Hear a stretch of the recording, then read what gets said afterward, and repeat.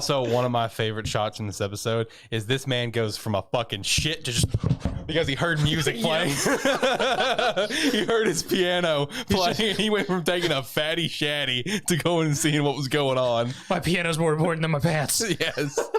I loved that shot. That shot was hilarious.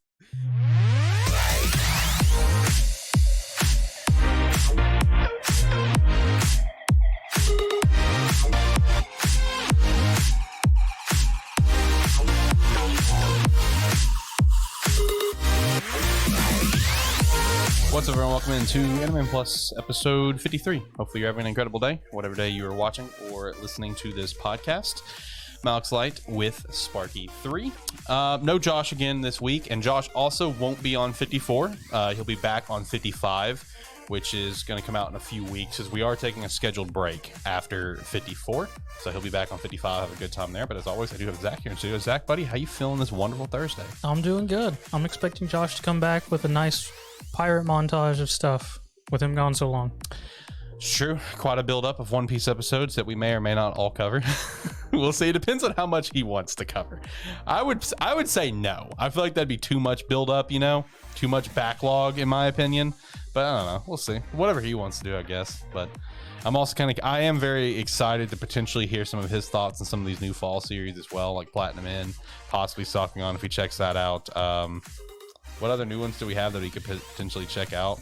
Build Divide. Yeah, Build Divide. Talk Op. Yeah. I'm kind of curious. I'm kind of curious if Talk Op's going to get the same treatment as To Your Eternity, where he watches 5 minutes and then drops it for like 7 episodes before he picks it up. It's quite possible. Knowing Josh, that's entirely possible. Yes. Well, for this episode, as always, we have our normal anime chats with all these latest fall seasons. We do have episode 1 of Sakugan on here that I did check out. Now, episode 2 is out today. It comes out on the day we record. I didn't get around to watching it. Plus, with it being the first time I'm reviewing it, I kind of only wanted to do episode 1. Next week, I'll probably just do, I may kind of glaze over 2 and then just kind of focus on 3 if I fit into my schedule. Those episodes that come out on work days is the worst. I hate those. Those irritate the piss out of me. I get you, especially with Platinum Ends, and it doesn't come out till like 3 on Crunchyroll. Yeah, that annoys the shit out of me. So if it's like a long Thursday for me, and I didn't get a chance to watch Sakugan like at work during the day, whatever, and I come home, Platinum In's taking priority, and I'll just be a week behind on Sakugan every week. I don't care. Like Platinum In is going to take priority because Platinum In, I am really enjoying 2 episodes in. But yeah, it coming out at 3 o'clock is that's a killer, man. I am not a fan of that one. I'm not a fan of that one at all. If you could, go follow us at Twitter at Animan Podcast. We'd appreciate that. Go check out other podcasts like Loudhearted Gamers, A Terrible Football Show, talking about movies and stuff. We got some good stuff going on there. And last, if you want to support us further, the Patreon is a great way to do so. Patreon.com/Sparky3. Shout out to Andy, our Tier 1 Patreon. We appreciate the hell out of you.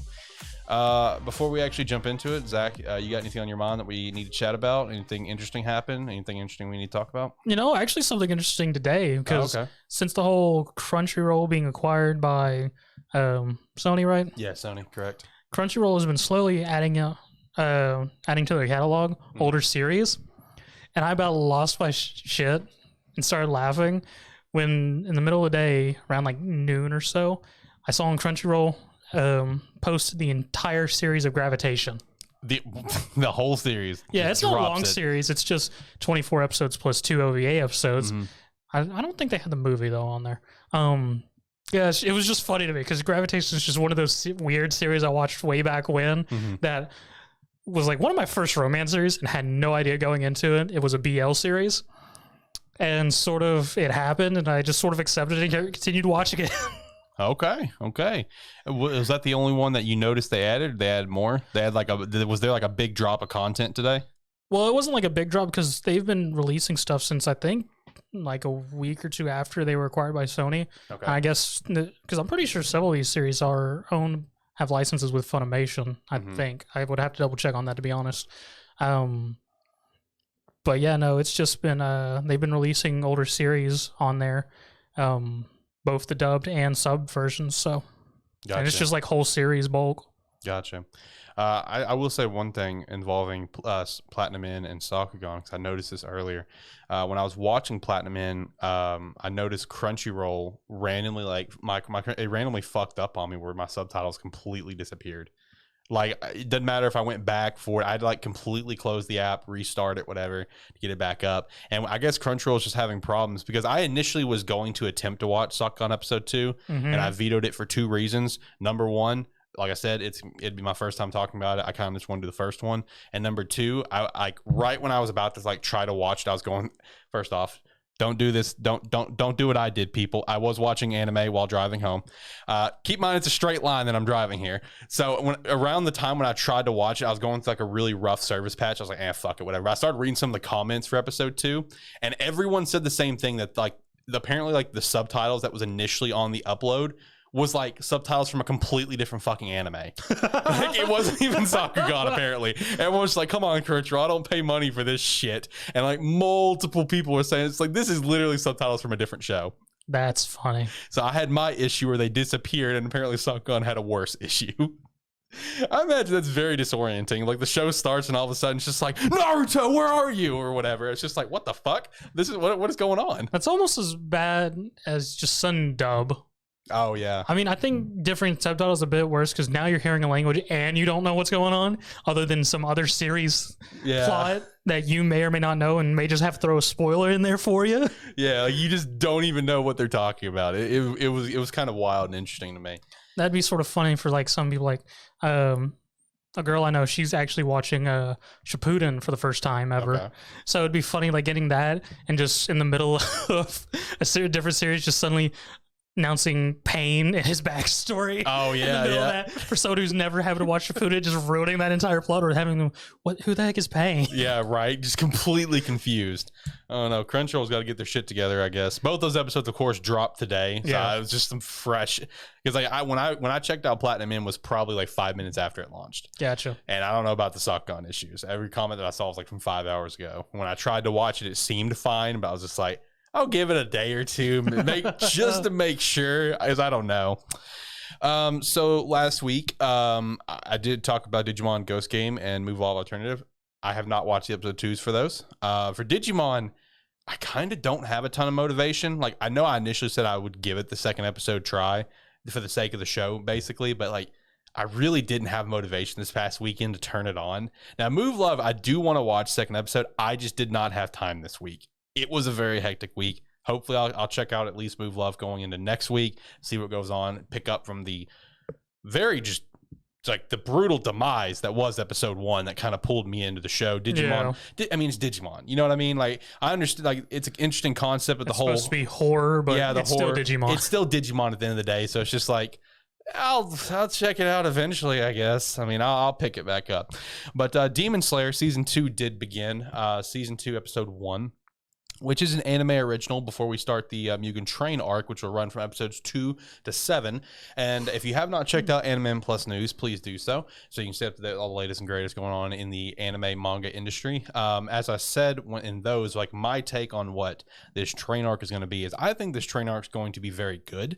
I think it's going to be better than the movie. I like the way I described it in Anime Plus News was like, you have 2 different sides here when it comes to anime movies being adapted into the show. You have Dragon Ball fans and then you have Naruto fans. Because Resurrection F and Battle of Gods, fantastic movies. Horrible anime arcs. Absolutely terrible. I will die on this hill, and as will everyone else in the fandom, basically. But the Boruto movie, I will die on this hill that while the movie is good, the arc is better. And for Demon Slayer, I think it's going to be the same thing. And I feel like this anime original episode, just kind of focusing on Rengoku, focusing on the train that he is kind of investigating. There is another demon that was aboard the train that's not the demon that we know from the movie. This demon is known as the Slasher. So he's just doing general investigations, like the train is currently in maintenance. It is set to go back on the rails tomorrow. He's doing just general, like, okay, what's the deal? What's going on? There's a demon. Let's figure out the demon thing. Of course, we have his trademark Delicious at multiple points in this episode. Shout out to that. He gets some nice bento boxes that he buys from a very nice, very nice elderly grandmother and granddaughter that runs a bento shop. Which, when it comes to that, it all kind of comes full circle towards the end of the episode when he saves them from the Slasher, because the Slasher's at the train station. Slasher gets away. He's fast as shit, and then you see Rengoku is fast as shit, just like we saw in the movie when you saw him zip zop zoop zopping around. And he saves this grandmother and the granddaughter, and the grandmother's like having a flashback of Rengoku's father. And it was really cool where it was like a step by step. Every motion Rengoku was making as he's like doing his initial breathing to pulling out the sword, it kept going back and forth between Rengoku and his father, because she's seeing Rengoku and she thinks Rengoku's the same one that saved her 20 years ago. Gotcha. Because Rengoku's father saved her and that granddaughter when she was still a baby 20 years ago, and she thinks Rengoku's that person. Rengoku's like, oh no, that must have been my father. Then does the old lady go, here, take my daughter? No, no, not that. But she does offer him a free bento, and then he tries to pay for it, and she says, no, take the bento. And he's just like, okay, I'll take this, but I'll buy everything else you have in your hand. And he bought like 50 bentos, which is the bentos we see him eating on the train. Yeah, okay. Yes.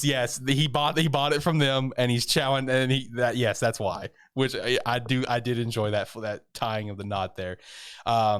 But I mean, overall, it's just an enjoyable episode. If you're a Rengoku fan, you would enjoy this episode. I will say my hands down favorite part of the episode, because of just like how comedic it was the very end when our main characters finally come in, and it's like almost like after credits. Yeah. So it's like a different different art style, and they're like, all right, we boarded the train, cool, look, I can't wait to meet Rengoku, I bet he's such a cool guy, whatever, blah blah. It's like, oh, what do the other pillars think of him and whatever, and it's going one by one of everyone like talking, like saying something about him, where like the insect pillar, she's like, oh, it's like he's like the coolest older brother ever, and everyone's just going through, and then you get like some of like the hard ass characters, like the wind pillar, where he says something about him, and then like once he finishes saying what he says, you see like a little love heart pop out of his mouth, and it says loves him, and it's like you see Giru, and Giru's just like, he talks to me a lot, and it just pops up loves him. It just kept popping that up for different like the heart, like the snake one too, same thing, it just pops up loves him. And it's just like, oh wow, everyone loves Rengoku, this is fantastic.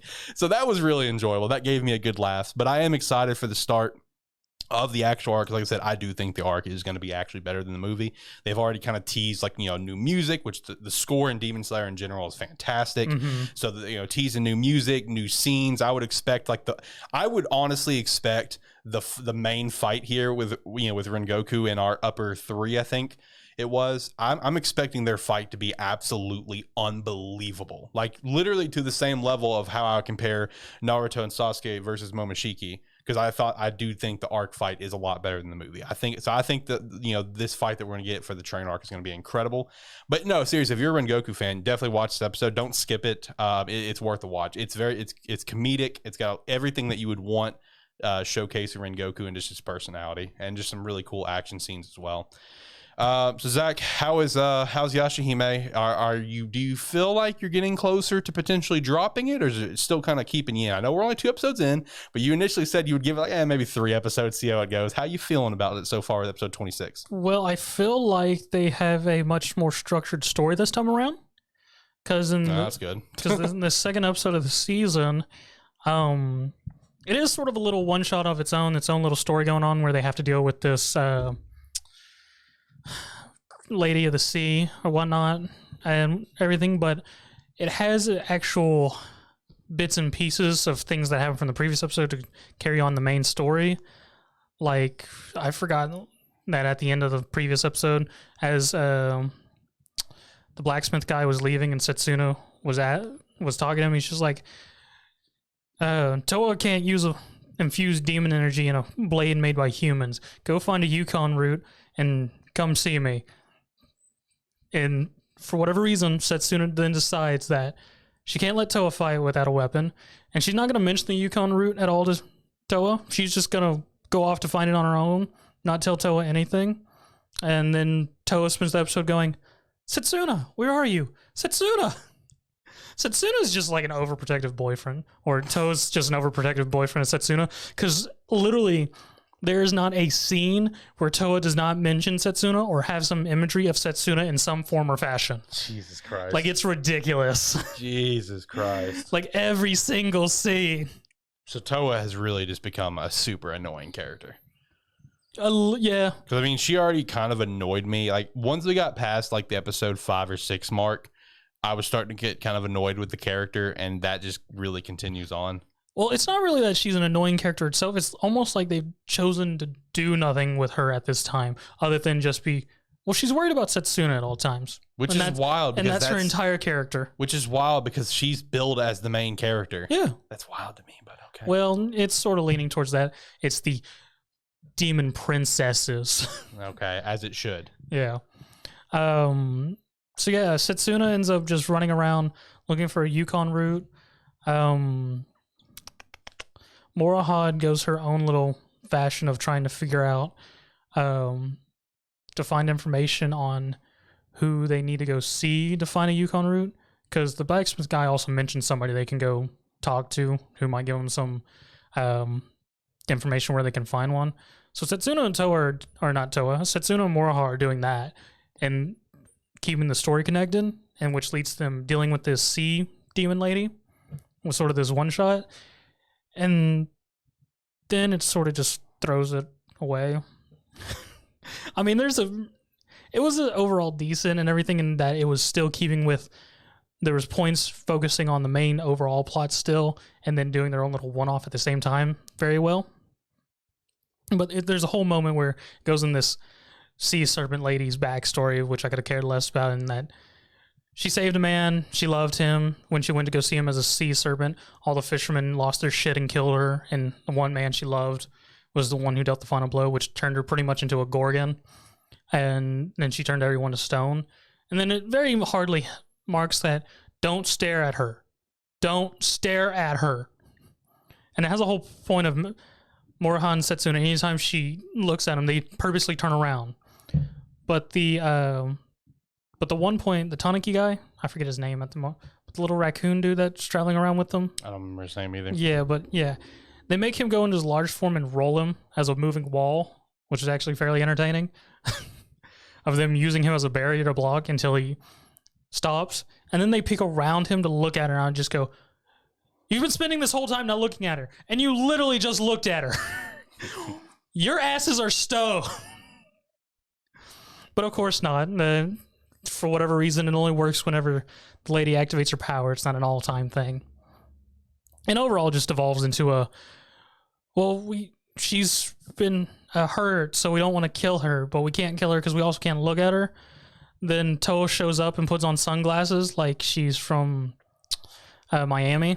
Like literally, it has a whole shot where Toa shows up with the other demon slayers and rolls up, and they're just like, and she's like, I'm gonna deal with it. And like, how are you gonna do that? I got this. Mirrored sunglasses, and just throws that on, and it holds for a moment. I'm just like, go fuck yourself. That's terrible.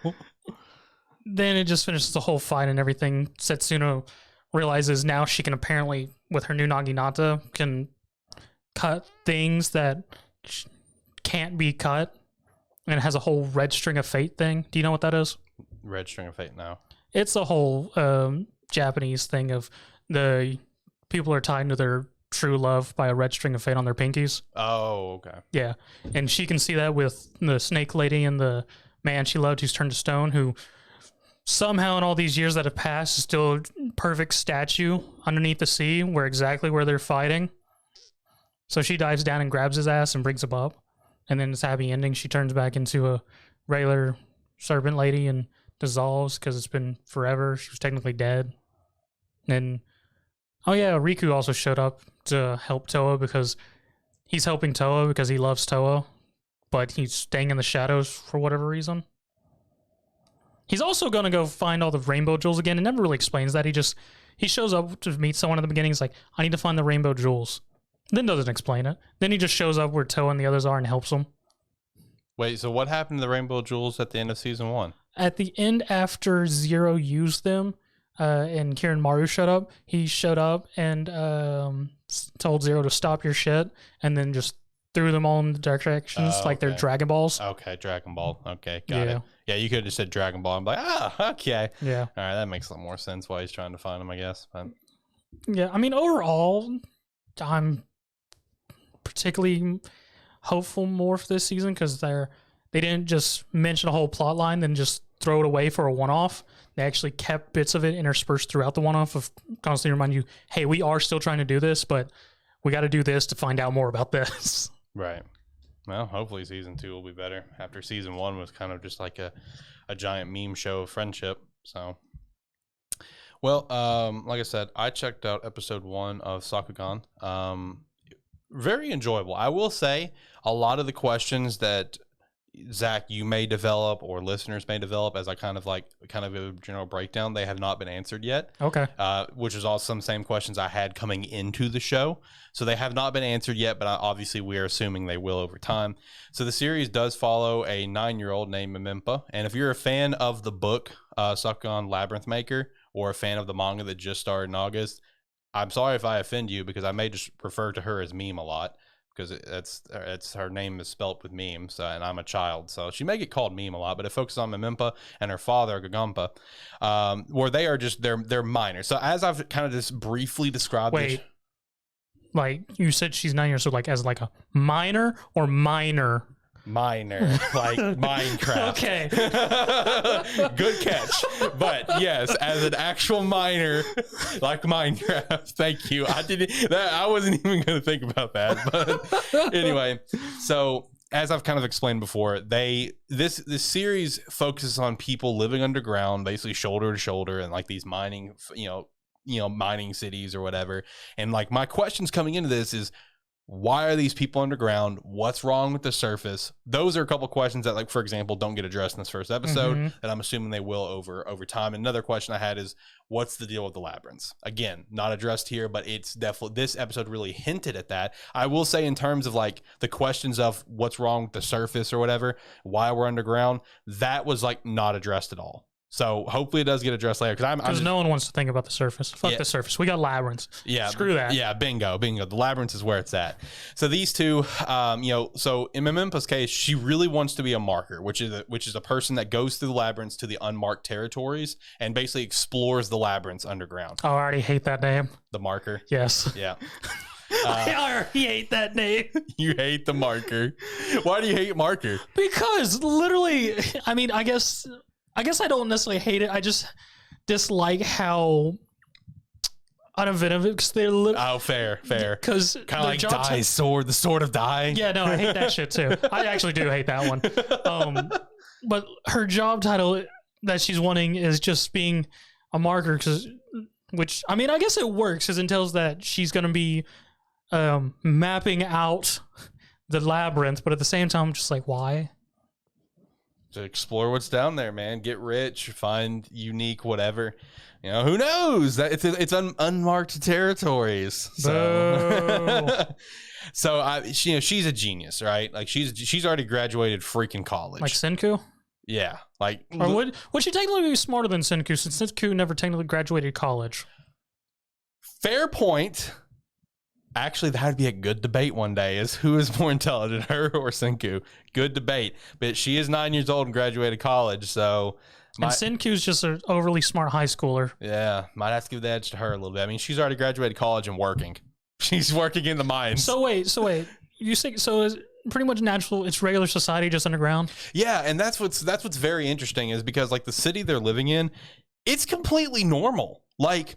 These people, like, they dress like what we would. They do things that, like, we would do. Like, this is a completely normal life, but it's just underground in a big underground city, and it doesn't get addressed. And I'm just like, okay, kind of interesting, but whatever.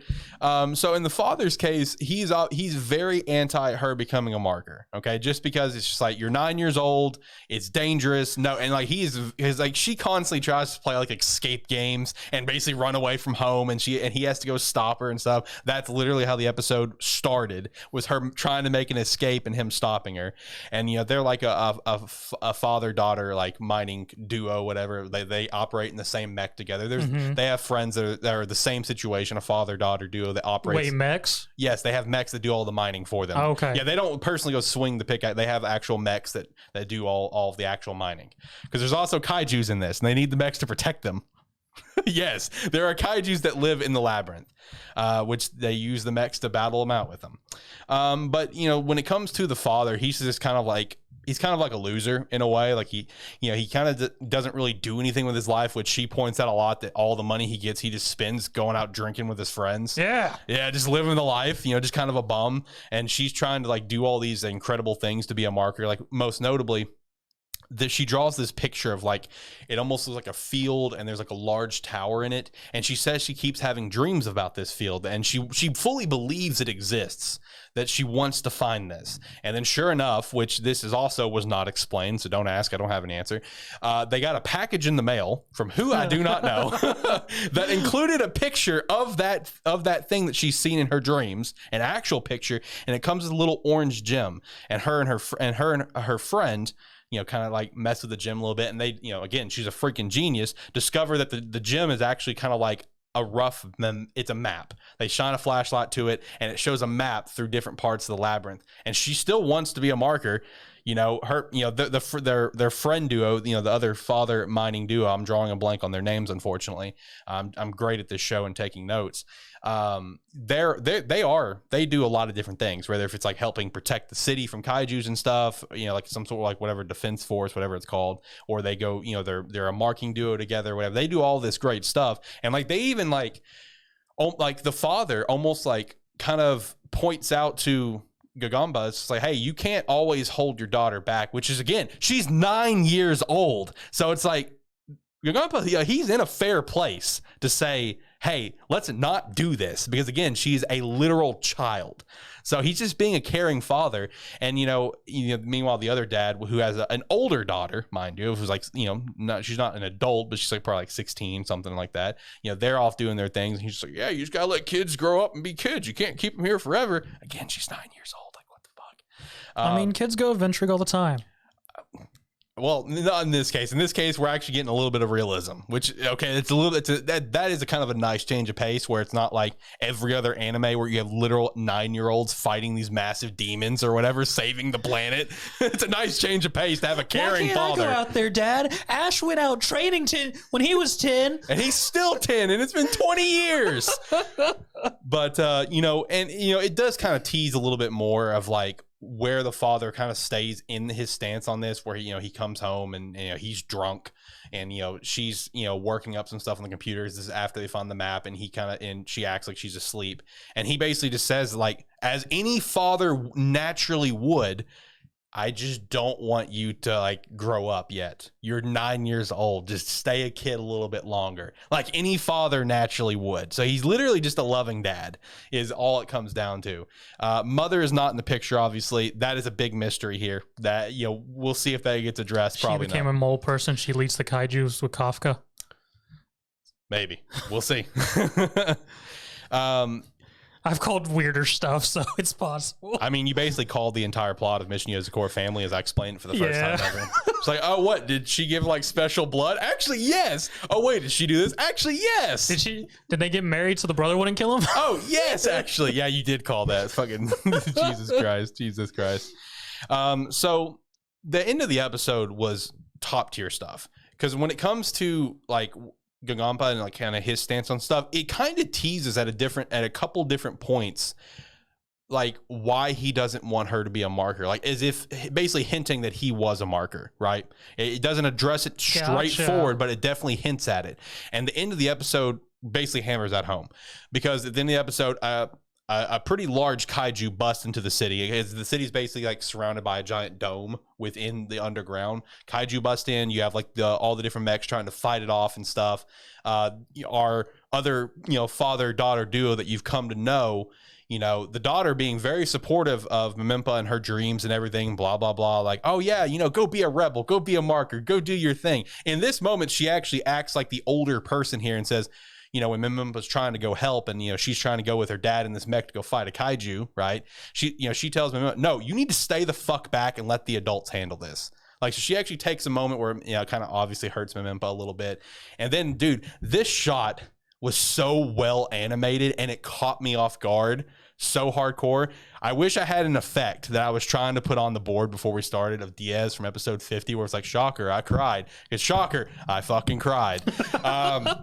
So right as that's father and duo, they're flying off in the mech, he says to her, he's just like, you've really grown up. I'm really proud of you. And she like, kind of, lets out a little smirk, whatever. And then it's like almost slow motion of where one side of the screen, you just see it like coming, imploding in, turning white and red. And like, her eyes was closed as she was smirking. You see her eyes like slowly open as the mech fucking completely explodes from the kaiju, killing them both. And I'm just like, bro. What's with you and choosing series that kills characters off in the very first episode?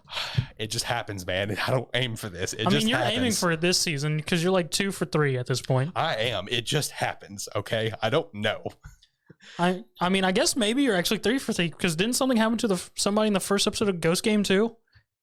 No one actually died. Like whenever it came to Clockmon, he basically just put people at a near death state because they were all shown in the hospital. It's still Digimon. It's still a kid show, so they don't have the balls to actually kill someone. Go look at season 3. They killed a lot of people in season 3. Okay, fair. Season 3 was very, very dark, and people don't remember that. Digimon Tamers is a top tier series. It really is. Even today, out of all the Digimon, actually, while I am very biased towards Frontier, I would say anyone can go watch Digimon Tamers and have a fucking hell of a ride. Oh, yeah. Yeah, that is the number one where I recommend everyone to go watch. That was a very questionable show for kids at the age of like 10 to 12 to watch. Yes, bingo.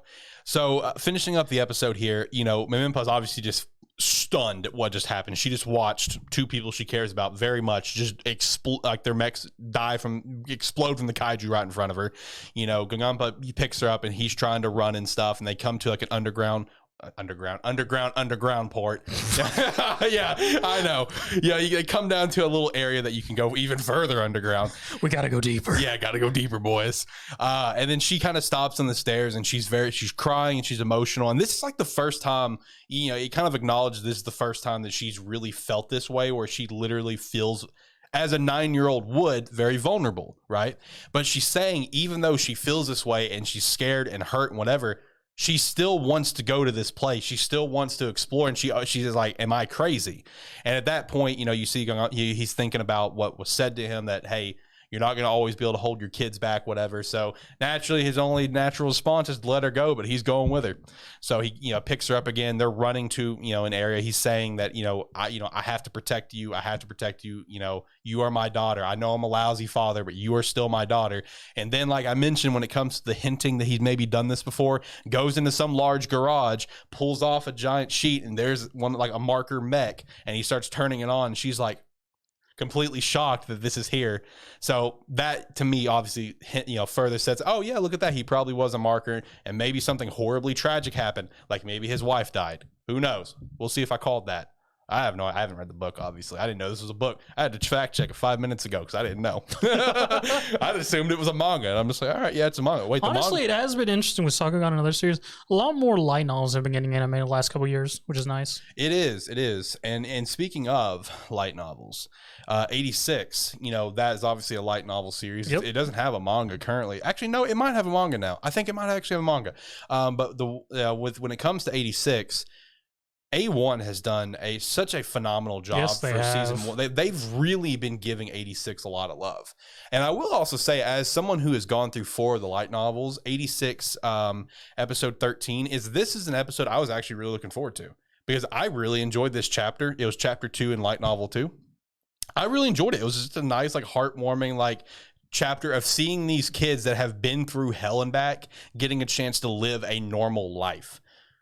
And I enjoyed that. I enjoyed the chapter and I enjoyed the episode because of that. I was very curious about it because I sort of like how they did just focus on Shen and everyone else this episode and didn't do the back and forth like it usually does.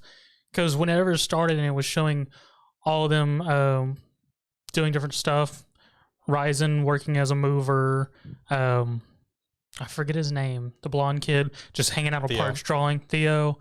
I can't remember everyone's names now. Anju and Karina. Anju. Is it Kurina or Karina? I think it's Karina. Okay. No, it might be Kurenai. No, Kurenai was the brunette that got offed. Oh, okay. So yeah, but she does make an appearance this episode. Yep.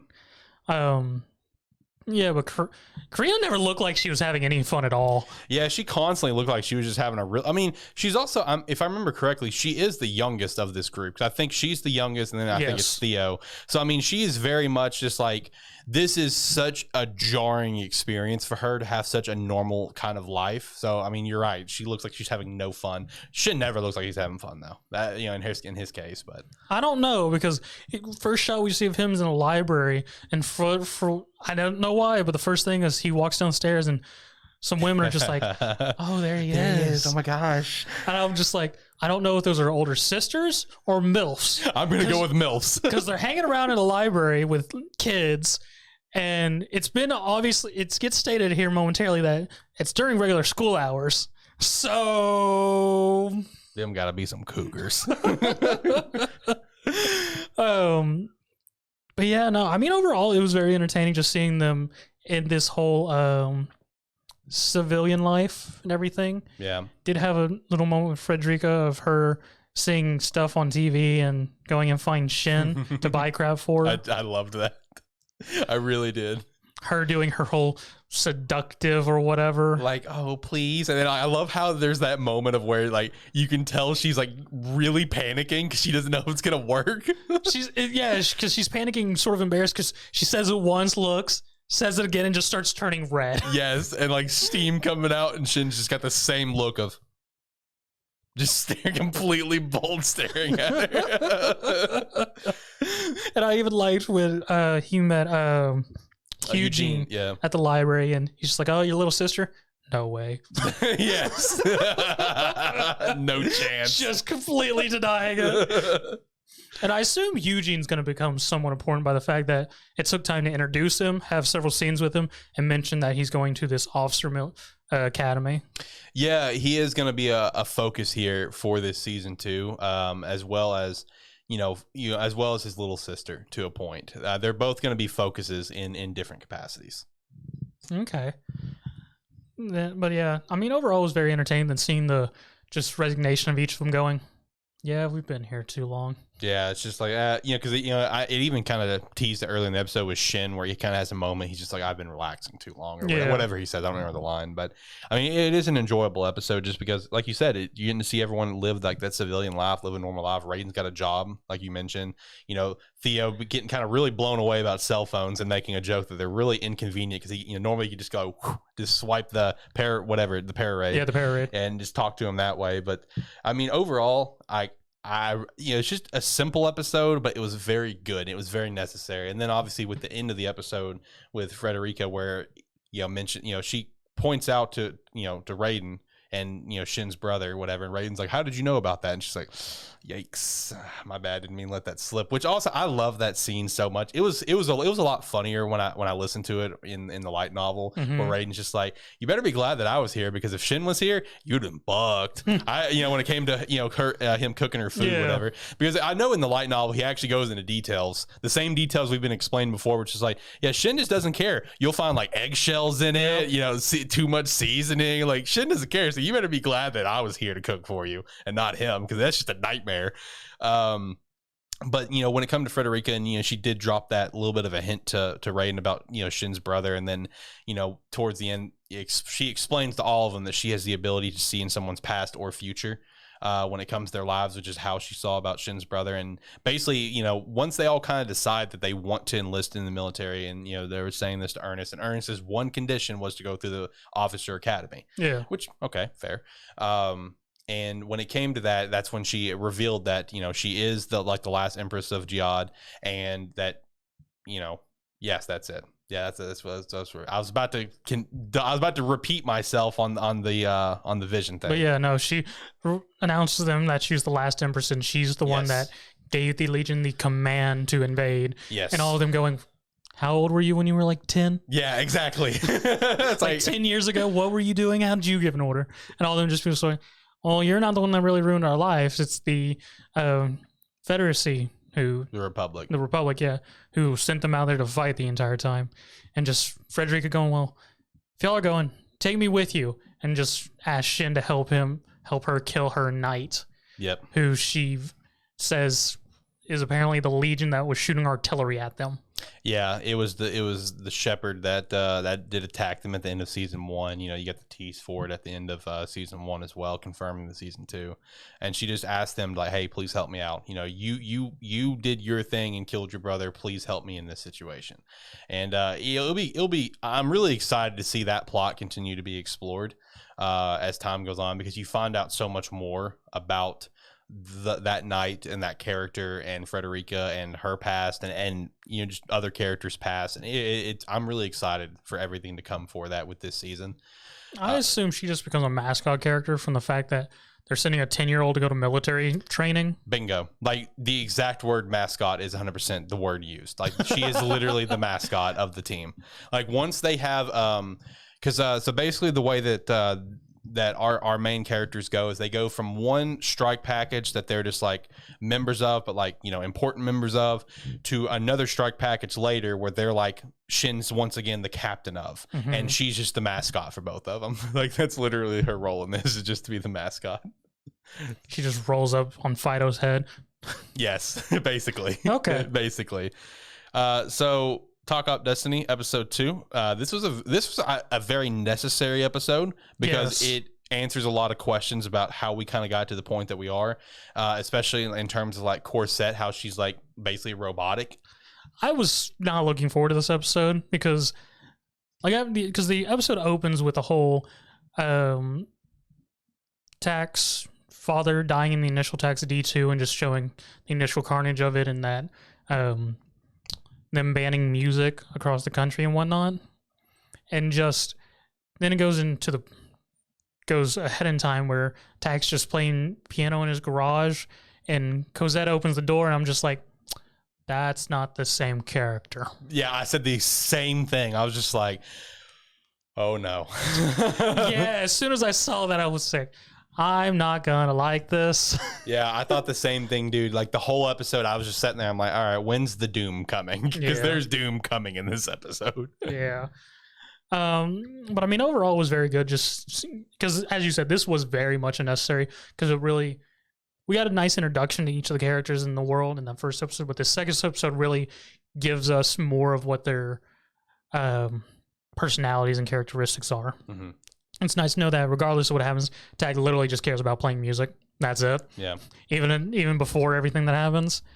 Because that's much more of an interesting character, though, knowing how she was during this time and stuff. Corset. Cosette? Yeah. Is that who you're talking about? Yeah, Cosette. Okay, yeah. And her taking care of Tag with Anne and everything. Them just watching over him, and just how throughout this entire episode, she's constantly pushing him to go out and play music in public and everything. Yeah. To the point where she steals his damn piano. Yeah, so he can't play at home. Also, one of my favorite shots in this episode is this man goes from a fucking shit to just, because he heard music playing. He heard his piano playing, and he went from taking a fatty shatty to going and seeing what was going on. My piano's more important than my pants. Yes. I loved that shot. That shot was hilarious. But yeah, you're right. She literally steals his damn piano to bring it to a festival, and you know, assuming that he'll obviously come, you know, to play music, you know, because that's all he cares about, and his piano got taken out of his garage. You know, it was pretty entertaining because there's a whole scene before that during the rain where Cosette shows up to Tact and talk to him when it's raining and whatnot, and just going on a whole how she feels talking to him about what's he gonna do when no one's there to take care of him, basically. Yeah, take care of him and play, and no one else can hear his music and everything, which was also really nice, because right before that we also had the nice imagery of him playing and just sort of it coinciding with, I guess, his father when his father was conducting. Yeah. Because I gotta say, this series has amazing shots and imagery for me. Because like even after the first couple scenes, after Cosette and Anne came and took care of Tact and they left, and just seeing Cosette play keys on the car's window in the same way that he did in the first episode was just great imagery to me of just the two of them are very much in sync in some form, and just the entire episode during that, them talking during the rain and everything really pushed that. Or just these two in a way really understand each other in some form or fashion. Yeah, true.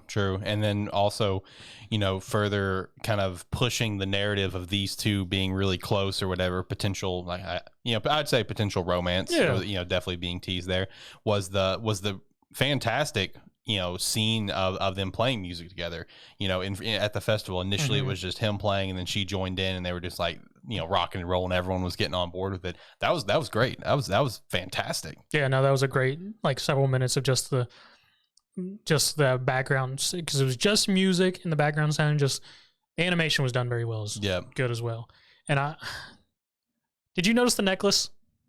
What, hers? Yeah, because, well, during that piano scene, if you're watching when they're playing piano, it starts glowing. Oh yeah, I did see that. Yeah. As soon as it started glowing, I went, well, shit. Yeah, throughout this whole thing, it's like such a great moment. Whatever, I'm sitting there saying, I'm like, the doom is coming. The doom is coming. Because I thought that was a really nice touch of just, as they're finishing up that performance, the necklace around her neck just starts glowing, and it just stays glowing. It actually starts getting brighter through the rest of the episode there, until the D2 show up and attack, and just I guess she has some connection or whatnot, because she felt it, because right before that D2 drop, she pulls Shin out of the way. Or attacked, because you can see she sort of reacts, and if you look quick enough, she slightly pulls him off stage with her and everything. And then we have the unfortunate thing of, she unfortunately dies. Rip.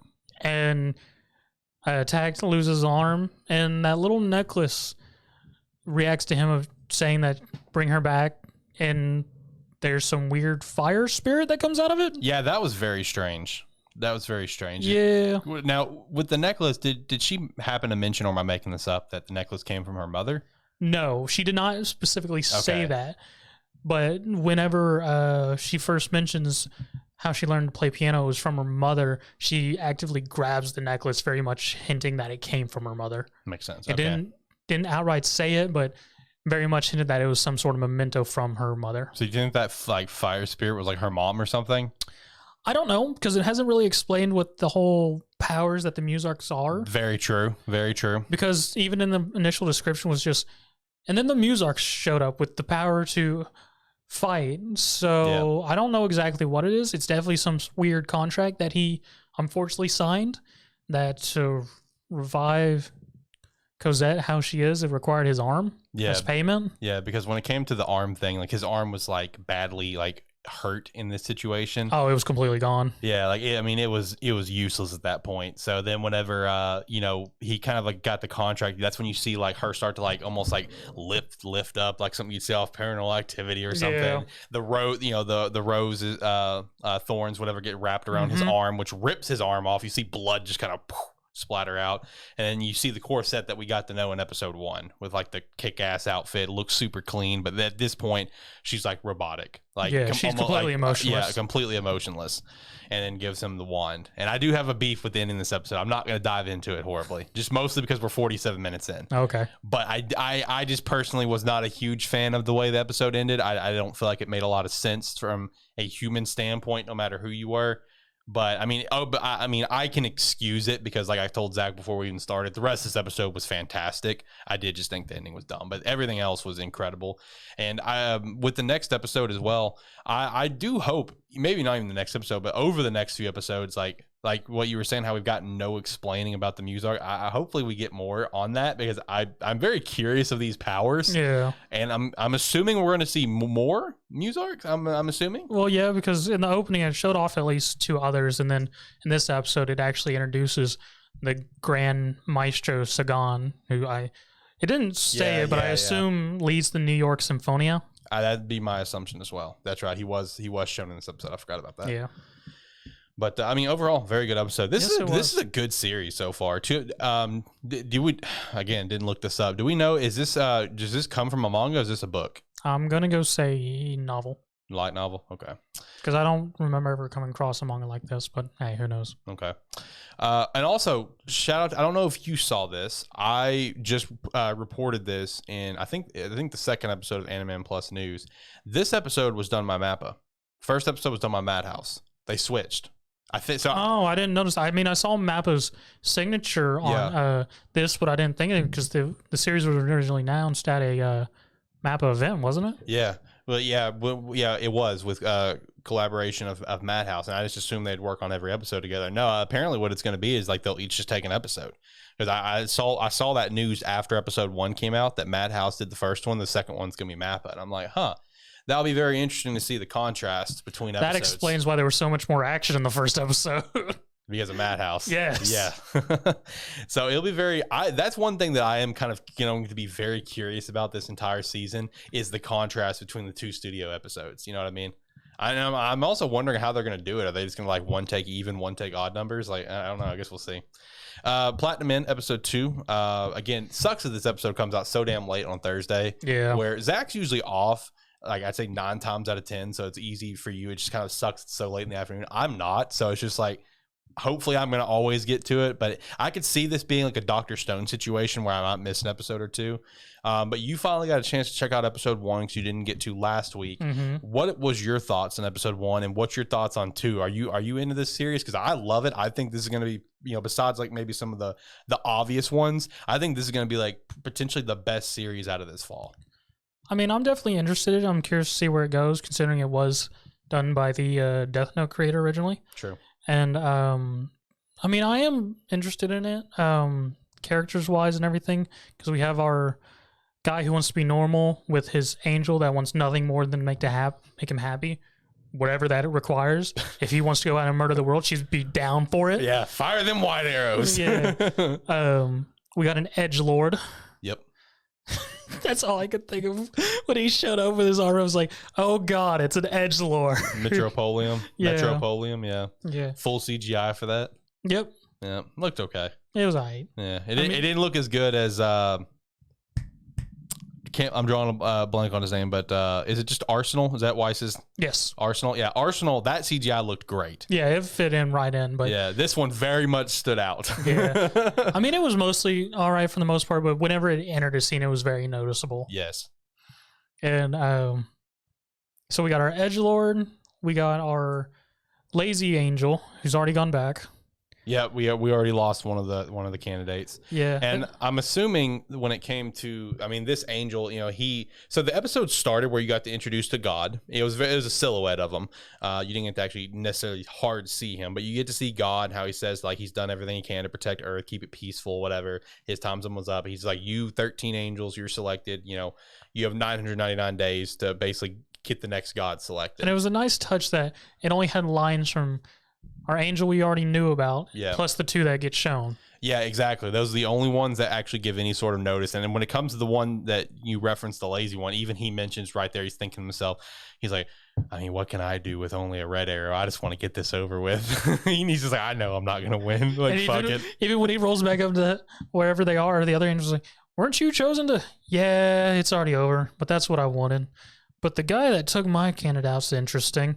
Freaking edgelord. Yeah, the Metropolium who has a white arrow, because that was shown at the end of last episode. Where he busts into the car and this dude, he's got a whole plethora of women with him, because that's all he's got is the red arrow, which makes people fall in love with you. And he's about to fire the red arrow at him to try to get him to back off, and he sees a white arrow. He's like, oh shit, a white arrow, insta kill.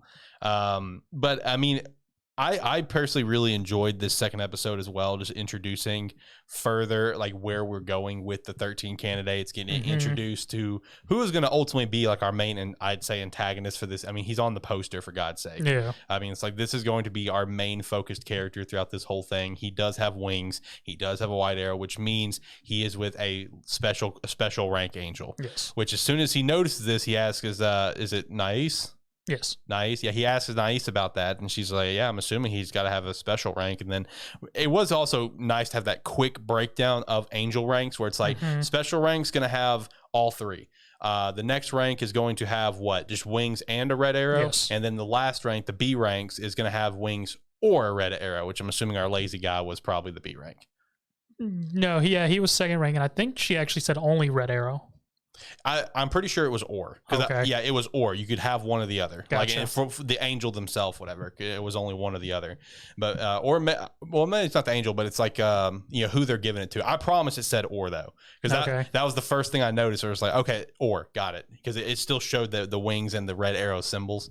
So it was nice to get that little breakdown of the different angel ranks and further explained that sometimes an A can get dropped down to a B, sometimes an A can get dropped up to a special rank. It just depends. So she guesses there's probably 3, including her, but could be 4 later.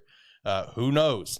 Now, I did love the ending. The ending gave me a little bit of a chuckle. I'm not going to lie. Which is whenever, he is going to school and he's walking, he sees the angel up in the air. He's just like, oh, shit. It's like, well, Nice isn't with me. Act normal. Just walk past it like it's no big deal. And then it just flies in front of him and stares at him like, what's up, bro? What you staring at? I'm like, I got a laugh out of that personally, because the angel was his back was turned as well. It's like, he didn't necessarily, I guess, see him. But next thing you know, just pops up right in front of him. Yeah, but it had a little moment right there of where it had the angel's energy signal and then it's had some like energy pulsing off of him at the angel felt, and just like, check this one out. And instead of being completely normal and continue walking, he freaks out and stares directly into his eyes. Yes, as he's sitting there right in front of him. He had his chance and he messed it up. Yes.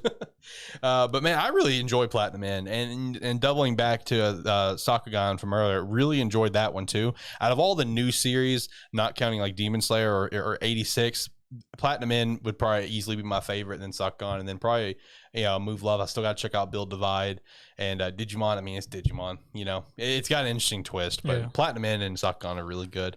So how's your meme? How's Dragon Quest episode 52? I mean, so Dragon Quest 51 was the sacrifice episode where everyone had to sacrifice themselves. Everyone had to do something. 52 was the family episode where I'm surprised Dominic Toretto didn't show up. Because it has a whole moment of Dai and Baran being antagonistic to each other. Then as they're leaving to go on their mission, for some stupid reason, they're on a rock by themselves away from everyone, not facing each other back to back, just staring off. Just like, okay, y'all could have literally done this anywhere, but y'all purposely have to be away from everyone else. But they have a whole moment by themselves over there where Dai's just like, who was my mother? And Baran goes, she was the greatest woman in the world, son. And more or less they had this like bonding moment of Dai asking about his mother and Baran being able to talk about it and everything. They go underwater to find the entrance to the palace. Okay, I said this was the family episode. I was wrong. This was the family episode except for Hyunkul. Hyunkul had to have a teenage drama moment to take up the last half of this series or episode. But yeah, no. Dai and Baran go to do their thing. Crocodile, Pop, and Mam go to fight the Royal Knights. And when they get there and land, Pop notices that Gome, the little golden slime thing, is on Mam's body, hiding in her ass, literally hiding there. Because he's looking at her like, you look off, Mam. And she's just like, what? And just he's going around her looking, and just finally he just pokes her in the butt, and there's a little jiggle, and Gome climbs all the way through her clothes, comes out her cleavage, and just like, what are you doing there? Why are you here? And Crocodile just going, surprised you could tell Gome. He's just like, oh, her butt was a little bigger than usual, and just gets beat by Mam. And Crocodile just laughing, it's nice you two can be so close. If you ever get married, we know who's going to be the head of this relationship. And both of them deny it, and just Crocodile be like, if we survive this, I'm going to go find me a wife. I was just like, you old bastard. Then they have that whole moment, then they go fight, they encounter the Royal Knights, and then they have a whole moment of just like, where's Bishop? And Bishop's down guarding the gate and fights Baran and Dai. And there's a whole nother moment there of him being rage-induced because he got blinded by Baran, and showing off that the Royal Knights, for some reason, are gaining emotion when they're not supposed to have emotion. So there's a nice little underwater scene there of those three fighting.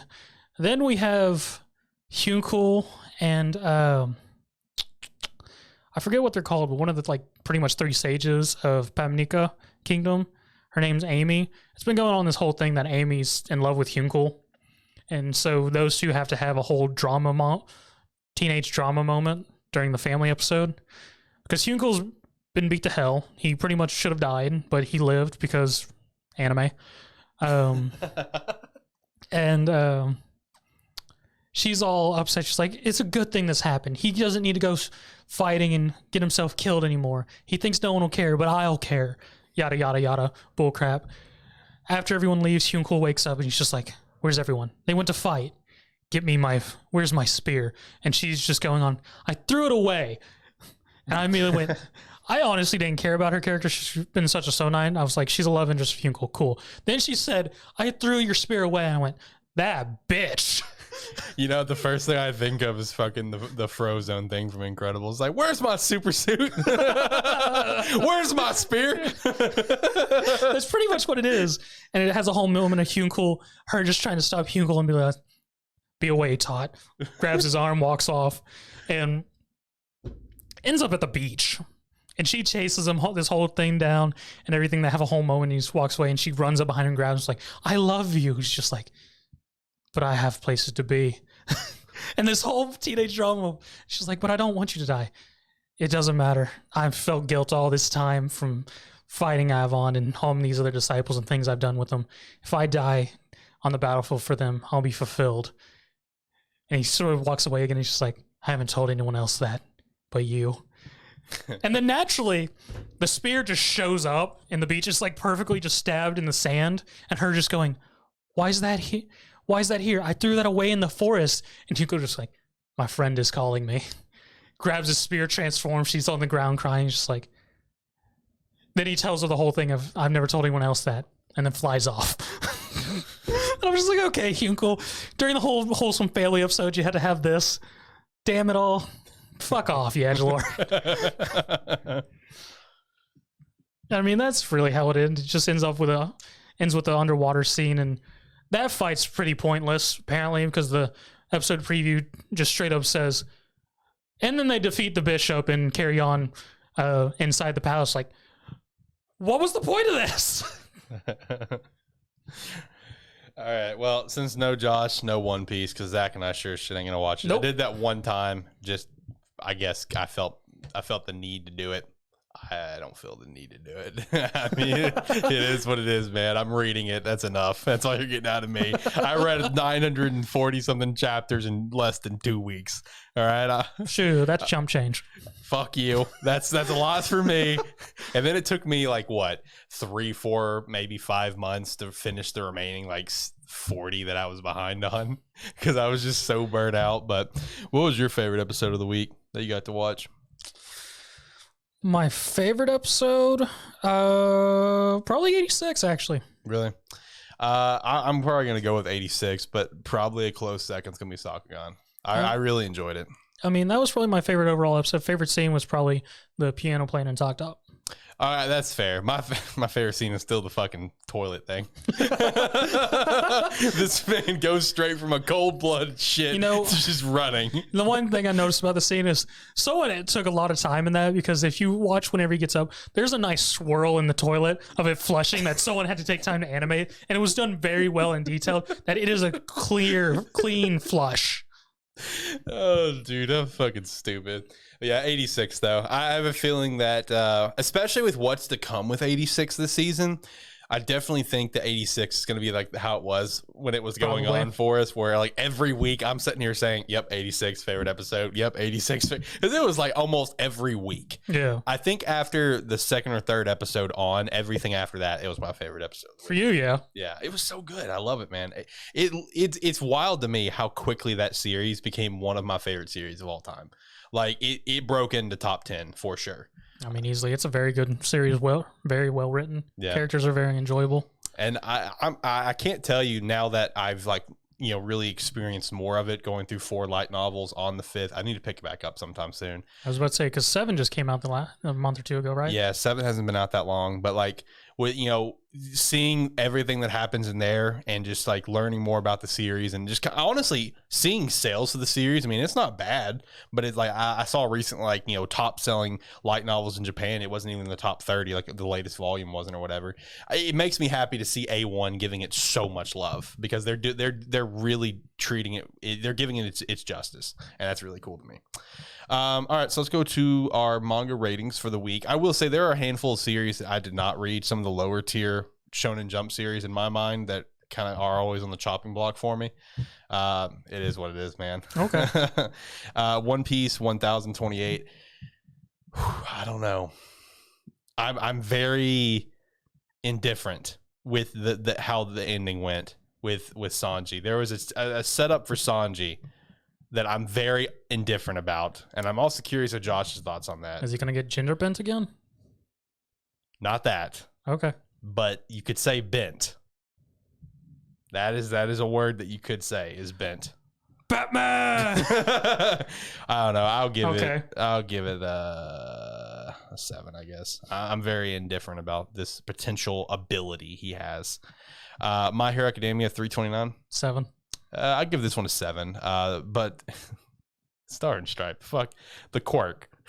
Her quirk is so fucking stupid. It's so funny. It's so fitting for America. With America's history, it really is. Black Clover 308. I don't know how to feel about that. It makes sense. Let me go ahead and say that. It makes sense with Yuno. Let's be real. It does. Think about where we are. It does make sense because of who he is. But I don't know how I feel about it. I mean, it was nifty. Yeah. I give the overall chapter a 5. Ooh, okay. That's all right. As again, I've sort of lost interest in Black Clover. I mean, this arc has been kind of rough. It has been sort of rough. I think once it's all out and see, because they have finally said that this is the sort of finishing up of the series, right? No, that has not been confirmed. Oh, they still haven't That's said just that? our assumption, because Okay. it feels like in-game vibes. Yeah. Once we had the Noel thing happen, all of us were just like, okay, that's massive in-game vibes. Yeah. So, I mean, I feel like once this entire arc we're going through is officially out and people can read just straight through it, it might be better off. But as of right now, I mean, I go into each chapter and go, I don't remember what happened last week. Yeah, I agree. I'd probably say a 6 for me. Dr. Stone 213. Woo! Alex is on my train of bullshit now. I am, yeah. I'm officially on the train. The moment they built a TV in one single panel, at that moment, I literally put my phone down and I said, I'll pick this chapter back up later. Like I did. It took me probably about 4 or 5 hours to go back and finish reading the chapter, because I thought that's so stupid. Like, Jesus, the shit they're building right now.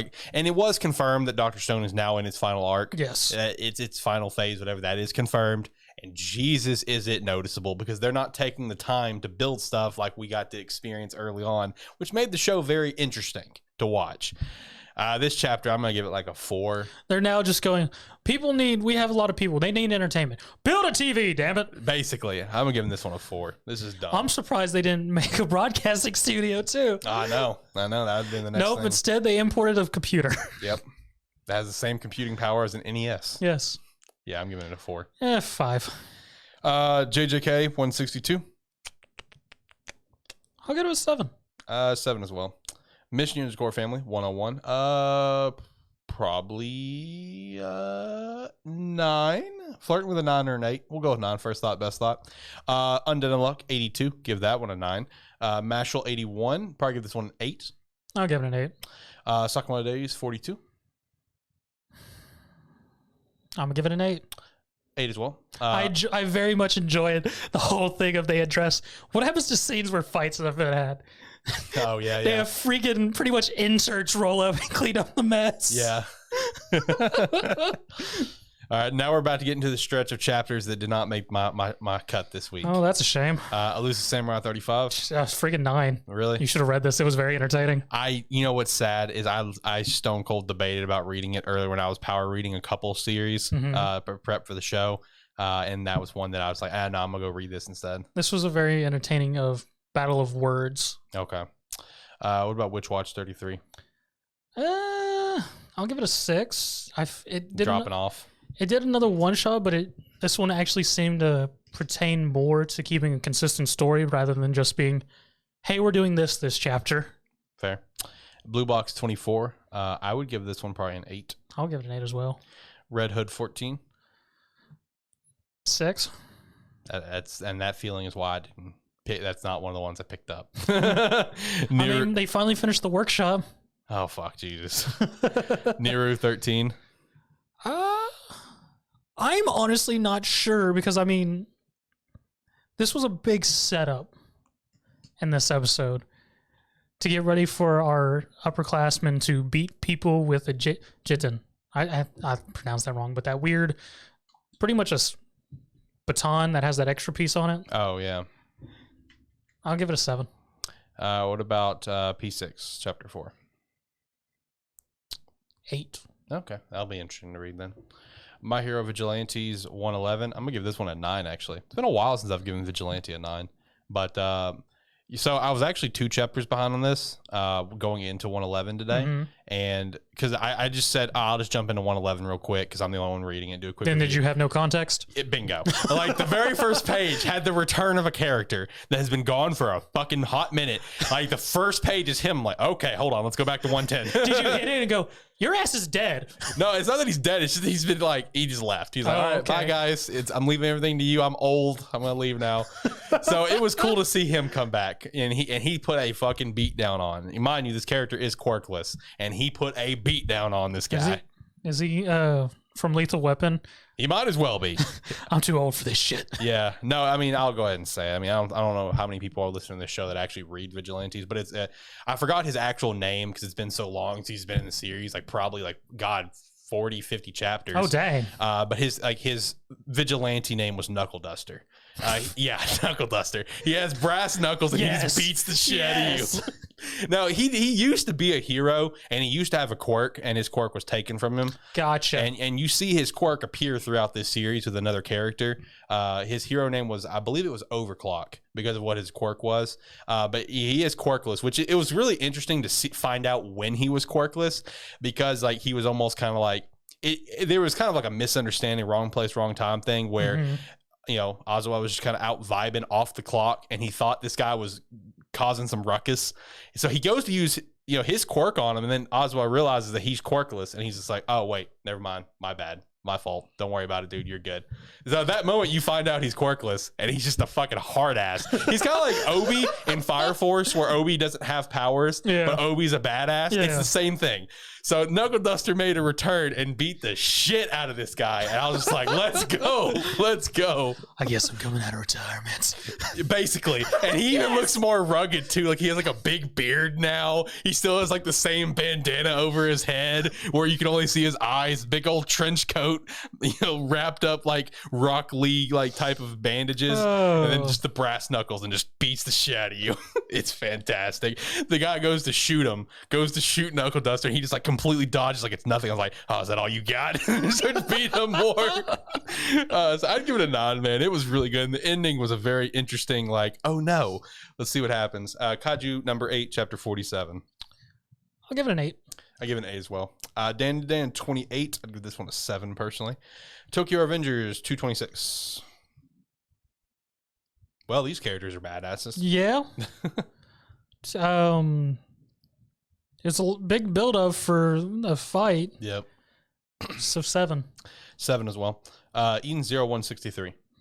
This is actually a really good chapter, honestly. I'm very confused why every time Shiki fights the big bad, they have to fuck him up really bad. Right. Like, it's a bit more excessive than other animes. Like, more or less, because it's anime, he doesn't die, but they all straight up almost pretty much kill him. Including one time. Yes. It's like Shiki gets it pretty bad for an MC. Yeah. I'll give it a 7. I'll give this one an 8, honestly. 2 Year Eternity, 150.5. This is one of the ones I didn't make. I'll give it a 7. It was wholesome. I'm tired of these fucking point chapters with 2 Year Eternity. It's gonna continue forever, man. I know. 2 Year Eternity. 7 Other Sins, 4 Nights of the Apocalypse, chapter 35. I'd give this one a 7. Soul Leveling 169. It did come out, right? Yes. Okay. It did finally come out. Unfortunately, I missed. I forgot about it. How'd it go? I'll give it a 7. What about Weak Hero 159? Oh yeah. Yeah. We were waiting for this. That perfect. Why do you think I locked the door? Just Wolf. Freaking love Wolf who just guess you're first. Grabs him, continues to beat a guy in the face. The dude's two cronies start hitting him, and Wolf just shrugging off and just keeps hitting the guy. One of them finally gets a good hit, and he just turns to him, wait your turn. Yep.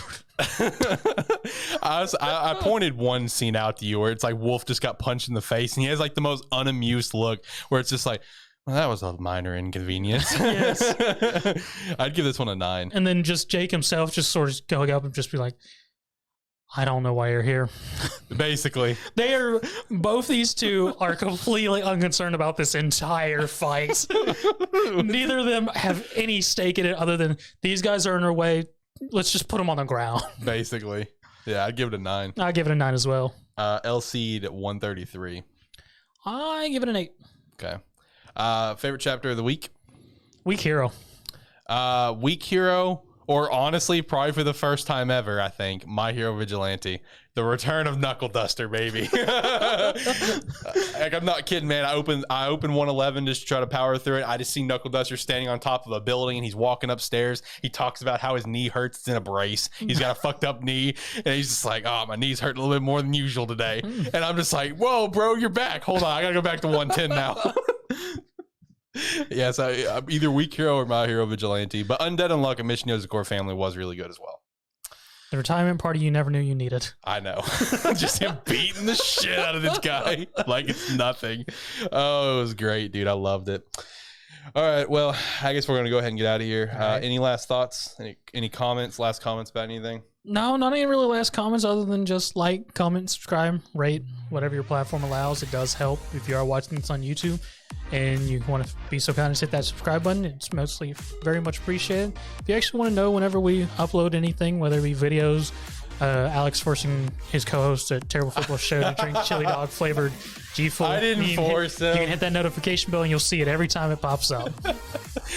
I want to give him a shout out because that dude is a dumbass. Like, all right, so when they came, he was trying to get some G Fuel to go, right? And I was like, well, you can try chili dog. He's like, oh, dude, oh, look at this shaker. It's so cool, whatever. He's like, all right, fuck it, whatever. I'm like, wait, what? This dude is such an idiot, but I love him to death. I love you, Ty. You're a great guy. He actually started listening to Anime Plus. Oh, did he? Just to be supportive, kind of like you did for Terrible Football Show. And as soon as he told me that, I immediately responded with, you have no idea what we're talking about, do you? He's like, nope. He said yes. No clue. But yeah, do everything that Zach said and more. We definitely appreciate that. Especially, you know, we have started the Anime Plus news that goes up every single Monday at 7 a.m. Central Standard Time, where you can get all the latest news in anime, manga, and webtoon, as well as personally my favorite part, which is manga sales. I do break that down every single week. But until next time, guys, hopefully you have a good one. See you. Bye.